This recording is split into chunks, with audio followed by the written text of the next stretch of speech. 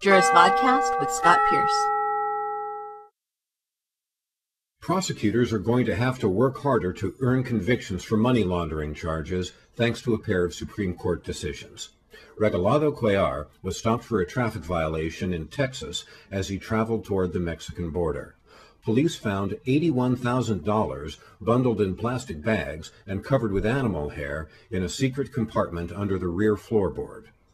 Based on only these facts, Cuellar was convicted of money laundering under a 1986 federal statute.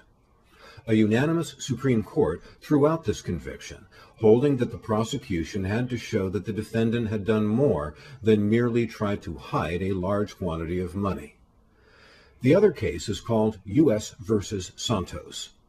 In this case, the defendant was running a numbers racket, now called an illegal lottery, in Indiana. He paid off winners, numbers runners, and collectors. He, too, was convicted of money laundering charges. He, too, won a reversal from the Supreme Court. In this case, the court ruled that money laundering referred to what happens to the illegal profits, not to the gross receipts. These cases are important victories for the criminal defense bar because now, not only will it be more difficult for prosecutors to win money laundering convictions, but prosecutors will have weaker bargaining power in plea negotiations. The decision in the Santos case was a 5-4 split, but not along the usual fault lines. Scalia, Souter, Thomas, Ginsburg, and Stevens were on one side. Breyer, Alito, Roberts, and Kennedy would have upheld the conviction.